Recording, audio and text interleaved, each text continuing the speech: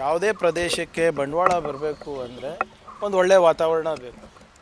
ಮಂಗಳೂರು ಇರ್ಬೋದು, ಕಲಬುರಗಿ ಇರ್ಬೋದು, ಬೆಂಗಳೂರು ಇರ್ಬೋದು. ಒಳ್ಳೆಯ ವಾತಾವರಣವನ್ನು ನಾವು ಸರ್ಕಾರದವರು ಕೊಟ್ಟಿಲ್ಲ ಅಥವಾ ಅಲ್ಲಿ ಸ್ಥಳೀಯ ಪ್ರತಿನಿಧಿಗಳು ಕೊಟ್ಟಿಲ್ಲ ಅಂದರೆ ಬಂಡವಾಳ ಹೇಗೆ ಬರುತ್ತೆ ಹೇಳಿ? ಬಂಡವಾಳ ಬರಲಿಲ್ಲ ಅಂದರೆ ಉದ್ಯೋಗ ಹೇಗೆ ಸೃಷ್ಟಿಯಾಗುತ್ತೆ ಹೇಳಿ? ಈಗ ನೀವೇ ಎಷ್ಟೊಂದು ಸರಿ ಪ್ರಸಾರ ಮಾಡ್ತೀರಲ್ಲ, ರೋಡ್ ಸರಿ ಇಲ್ಲ ಅಥವಾ ಯಾವುದಾದ್ರೂ ನಮ್ಮ ಕಡೆಯಿಂದ ಲೋಪ ಆದಾಗ ಹೀಗೆ ಮಾಡಿದ್ರೆ ಬ್ರ್ಯಾಂಡ್ ಬೆಂಗಳೂರಿಗೆ ಹರ್ಟ್ ಆಗುತ್ತೆ. ಅದೇ ರೀತಿ ಬ್ರ್ಯಾಂಡ್ ಬೆಂಗಳೂರು ಕೂಡ ಕೆಲವು ಜನರಿಂದ ಹಿನ್ನಡೆ ಆಗ್ತಾಯಿದೆ. ಅದನ್ನು ಹೇಳೋದು ತಪ್ಪ? ಅದನ್ನು ಸರಿಪಡಿಸ್ಕೊಡೋದು ತಾನೆ. ಈಗ ನಮ್ಮ ಸರ್ಕಾರ ಬಂದಮೇಲೆ ಅಲ್ಲಿ IT ಪಾರ್ಕ್ ಮಾಡಬೇಕಂತ ಘೋಷಣೆ ಮಾಡಿ ಅದಕ್ಕೆ tender ಕರೆದಿಲ್ಲ.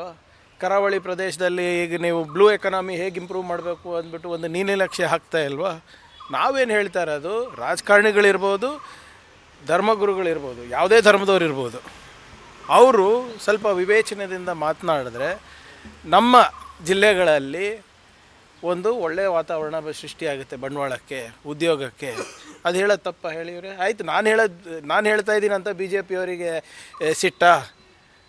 Canara chamber of commerce ಅವರು, Canara chamber of commerce and ಇಂಡಸ್ಟ್ರಿದವರು, ಅವರು ಅಧಿಕೃತವಾಗಿ ಮೀಟಿಂಗ್ ಮಾಡಿಬಿಟ್ಟು ಇಂಥ ಕೋಮು ಗಲಭೆಗಳೆಲ್ಲ ಆಗೋದು ಸರಿಯಲ್ಲ, ಇಂಥ ವಾತಾವರಣ ಇದ್ದರೆ ಉದ್ಯೋಗಕ್ಕೆ ಮತ್ತು ವ್ಯಾಪಾರಕ್ಕೆ ಅಫೆಕ್ಟ್ ಆಗುತ್ತೆ ಅಂದ್ಬಿಟ್ಟು ಅವರೇ ಮೀಟಿಂಗ್ ಮಾಡಿಲ್ವೇನ್ರಿ?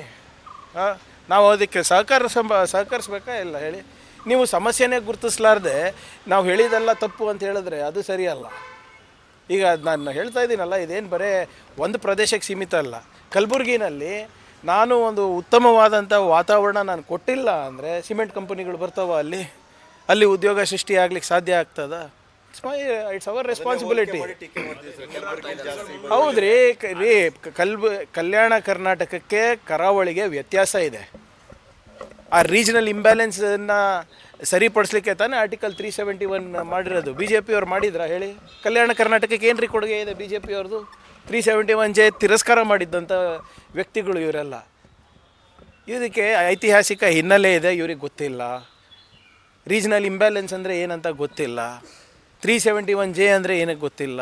ಯಾಕೆ ನಮಗೆ ಉದ್ಯೋಗದಲ್ಲಿ, ಸರ್ಕಾರಿ ಉದ್ಯೋಗದಲ್ಲಿ ಮೀಸಲಾತಿ ಇದೆ ಅಂತ ಇವ್ರಿಗೆ ಗೊತ್ತಿಲ್ಲ. ಯಾಕೆ ಎಜುಕೇಷನ್ನಲ್ಲಿ ನಮ್ಗೆ ಮೀಸಲಾತಿ ಇದೆ ಕಲ್ಯಾಣ ಕರ್ನಾಟಕ ಭಾಗದವರಿಗೆ ಗೊತ್ತಿಲ್ಲ. ಯಾಕೆ ಕಲ್ಯಾಣ ಕರ್ನಾಟಕ ಅಭಿವೃದ್ಧಿ ಮಂಡಳಿ ಮಾಡಿದ್ದೀವಿ ಅಂತ ಇವ್ರಿಗೆ ಗೊತ್ತಿಲ್ಲ.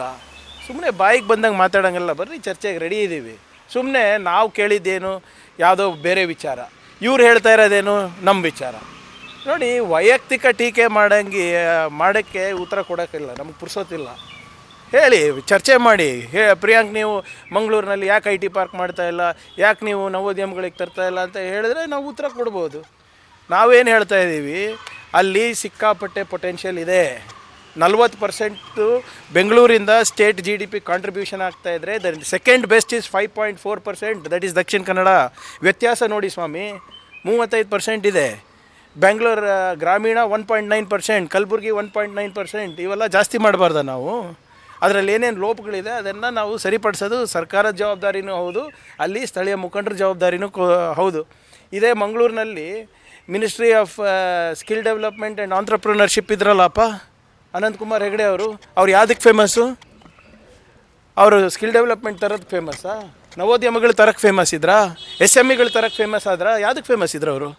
ಸೊ ದಯವಿಟ್ಟು ಅರ್ಥ ಮಾಡ್ಕೊಳ್ಳಿ. ಇದ್ದಂಗೆ ಹೇಳಿದ್ರೆ ಎದೆಗೆ ಹೋದ್ರಂತೆ BJPಗೆ, ಹಂಗಾಗಿದೆ ಅವರಿಗೆ. ಬರಲಿ ರೀ, ಅಲ್ಲಿ ಬರ್ಲಿಕ್ಕೆ ಸಾಧ್ಯ ಇಲ್ಲ. ಇವ್ರಿಗೇನು ತಲೆ ಕೆಟ್ಟಿದೇನು?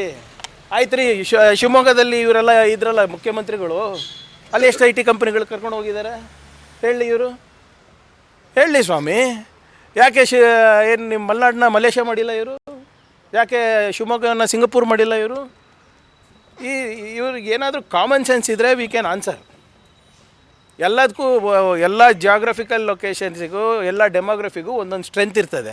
ಈಗ ಸಿಮೆಂಟ್ ಕಂಪನಿ ಹೋಗಿ ಶಿವಮೊಗ್ಗಕ್ಕೆ ಬರ್ತದೆ, ಅಲ್ಲಿ ಲೈಮ್ ಸ್ಟೋನ್ ನಮ್ಮ ಹತ್ರ ಇದೆ, ನಮ್ಮ ಹತ್ರ ಬರ್ತದೆ. ಮಾನವ ಸಂಪನ್ಮೂಲ ತಕ್ಕಂಗೆ ಇಲ್ಲಿ ಬರ್ತದೆ. ನಮ್ಮ ಮಾನವ ಸಂಪನ್ಮೂಲ ನೀವು ಮೈಸೂರಿಗೆ ಇರ್ಬೋದು, ಹುಬ್ಳಿಗೆ ಇರ್ಬೋದು, ಇದಕ್ಕೆ ಹೋಲಿಕೆ ಮಾಡಲಿಕ್ಕಾಗಲ್ಲ. ಅದಕ್ಕೆ 371J ಇರೋದು.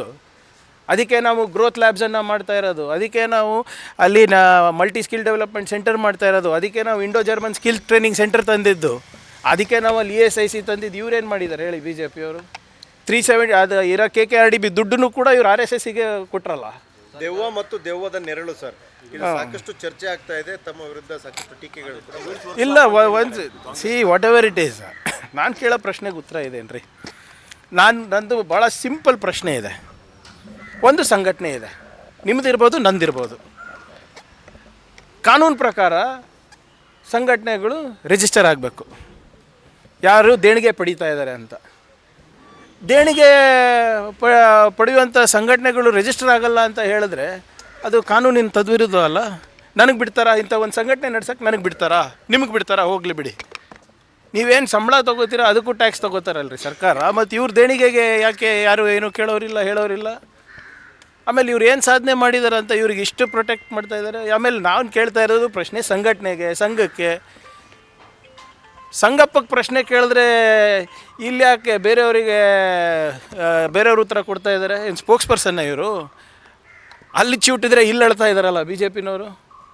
ಆಮೇಲೆ ನಾನು ಕೇಳೋ ಪ್ರಶ್ನೆಗೆ ಉತ್ತರ ಕೊಡಿ ಸರ್.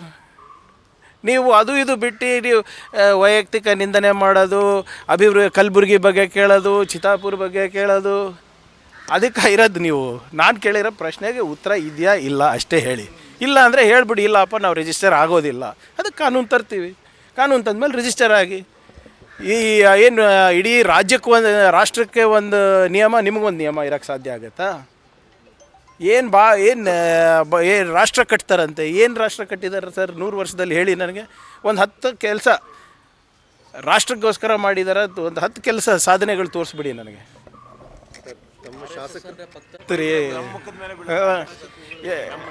ಆಯ್ತು ರೀ, ಇವ್ರು ಆಯ್ತು.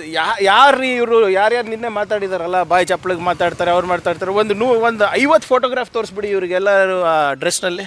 ಅದೇನು, ಯಾವ ಡ್ರೆಸ್ ಅದು? ಗಣವೇಷದಲ್ಲಿ. ವಿಜೇಂದ್ರ ಅವ್ರ ಮಕ್ಕಳು ಎಲ್ಲಿ ಗಣವೇಷದಲ್ಲಿ ತೋರಿಸ್ಬಿಡಿ ನನಗೆ. ಯಾವಾಗೋ ಒಂದು ಸರಿ ಅಲ್ಲ, ಫುಲ್ ಟೈಮ್ ಪ್ರಚಾರಕರಾಗ್ರಪ್ಪ ನೀವೆಲ್ಲರೂ ನಿಮ್ಮ ಮಕ್ಕಳ ಜೊತೆ. ಯಾರು ಬೇಡ ಅಂದಿದ್ದಾರೆ? ಅವಾಗ ನಂಬ್ತೀನಿ ನಾನು. RSS ಚೊಡ್ಡಿ ಹೊತ್ತ ತಕ್ಷಣ ನಿಮ್ಗೆ MLC ಮಾಡ್ತಾರೆ. ಅದೆಲ್ಲ ಮರ್ತೋಗ್ಬಿಟ್ಟಿದ್ದೀರಾ? ಯಾಕೆ ನೀವೆಲ್ಲ ಇವಾಗ RSSಗೆ ಅಂತ ಹೇಳ್ತಾರಲ್ಲ, ನಿಮ್ಮ ಮಕ್ಕಳಿಗೆ ಫಸ್ಟು RSS ಶಾಖೆಗೆ ಕಳಿಸಿದ್ದೀರಾ? ಎಲ್ಲ ನನಗೊಂದು ಫೋಟೋ ಕಳಿಸಿ. ಫುಲ್ ಟೈಮ್ ಪ್ರಚಾರಕ್ಕೆ, ಸುಮ್ಮನೆ ಪಾರ್ಟ್ ಟೈಮ್ ಅಲ್ಲ. ಯಾವುದಾದ್ರೂ ಒಂದು ವಿಶೇಷವಾದಂಥ ದಿನಕ್ಕಲ್ಲ, ಫುಲ್ ಟೈಮ್ ಪ್ರಚಾರಕ್ಕೆ ಮಾಡ್ತೀರಾ? ಅವ್ರು ಹೇಳ್ತಾ ಇದ್ದಾರಲ್ಲ, ದೇಶಭಕ್ತಿಗೆ ದೇಶ ಕಟ್ಟಬೇಕು ಅಂದರೆ ನೀವು 3 ಮಕ್ಕಳು ಹಡಿಬೇಕು ಅಂತ. ಅವ್ರು ಯಾಕೆ ಬ್ರಹ್ಮಚಾರಿಗಳಿದ್ದಾರೆ ಇವರೆಲ್ಲರೂ? ಮತ್ತು ಇವ್ರದ್ದೆಲ್ಲ 3 ಮಕ್ಕಳು ಇದ್ದಾರೆ ನೋಡಿರಿ, BJP ಮಕ್ಕಳು ಎಲ್ಲ. ಫಸ್ಟ್ ಆಫ್ ಆಲ್ ಇವ್ರು ಯಾರು ಗೋಮೂತ್ರನೂ ಕುಡಿಯಲ್ಲ, ಗೋಶಾಲೆಗೆ ಹೋಗಲ್ಲ, ಧರ್ಮ ರಕ್ಷಣೆಗೂ ಹಿಡಿಯಲ್ಲ. ಬರೀ ತ್ರಿಶೂಲ್ ದೀಕ್ಷೆ ಕೊಡೋದೇ ಇವ್ರ ಕೆಲಸ ಹೊರತು ಬೇರೆದೇನೂ ಇಲ್ಲ. ಉತ್ತರ ಕೊಡಲಿ ಸ್ವಾಮಿ, ಇದಕ್ಕೆಲ್ಲ ಉತ್ತರ ಕೊಟ್ಟಾಗ ನಾವು ಹೇಳ್ಬೋದು. ಸುಮ್ಮನೆ ಬಾಯಿ ಚಪ್ಪಳಕ್ಕೆ ಮಾತಾಡ್ತಾಯಿದ್ರಿ. Is it wrong to ask for an organisation to be registered? ಹೇಳಿ ಸರ್. ಈಗ ಇದನ್ನು ಹೊರತುಪಡಿಸಿದ್ರೆ ನಿಮ್ಮ ಶಾಸಕರೆಲ್ಲ ಇವತ್ತು ವಿದೇಶ ಪ್ರವಾಸಕ್ಕೆ ಹೋಗ್ತಾ ಇದ್ದಾರೆ. ಖಾಸಗಿಯಾಗಿ ಹೋಗ್ಬೇಕಾದ್ರೂ ಪರ್ಮಿಷನ್ ಕೇಳಿ ಹೋಗ್ಬೇಕಾ? ಟೀಮ್ ಆಗಿ ಹೋಗ್ತಾ ಇದ್ದಾರೆ ಸರ್. ಮುಂಚೆನೂ ಹೋಗಿದ್ರಲ್ಲ, ಜನ ಹೋದ ಬಾರಿನೂ ಹೋಗಿದ್ರು, ನೀವು ಗಮನಿಸಿಲ್ಲ ಅಷ್ಟೇ. ಹೋದ ವರ್ಷನೂ ಹೋಗಿದ್ರಲ್ಲ, ಅದಕ್ಕಿಂತ ಹಿಂದೆನೂ ಹೋಗಿದ್ರಲ್ಲ. 11 ಸರಿ, ಅದು ಬಜೆಟ್ ಅಧಿವೇಶನ ಸಂದರ್ಭದಲ್ಲಿ ಅಗತ್ಯ ಇಲ್ಲ. ಅವರಿಗೆ ಬಜೆಟಿಗೆ ಏನು ಸಂಬಂಧ? ಇವರೇ ಯಾರ್ಯಾರು ಏನೇನೋ ಅವ್ರ ಕ್ಷೇತ್ರಕ್ಕೆ ಕೇಳಬೇಕು, ಮುಖ್ಯಮಂತ್ರಿಗಳ ಹತ್ರ ಹೋಗಿ ಕೇಳ್ಕೊಂಡಿರ್ತಾರೆ.